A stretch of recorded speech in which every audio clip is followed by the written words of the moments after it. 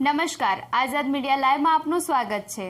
લોકસભાની ચૂંટણીને લઈને હાલ ગુજરાત સહિત અનેક રાજ્યોમાં મતદાન ચાલી રહ્યું છે, ત્યારે અમરેલી જિલ્લાના મતદારોએ મતદાન મથકો પર ઉત્સાહભેર મતદાન કર્યું હતું।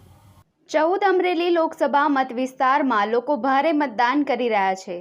અમરેલી શહેરમાં લોકો મતદાન માટે ઉમટી પડ્યા।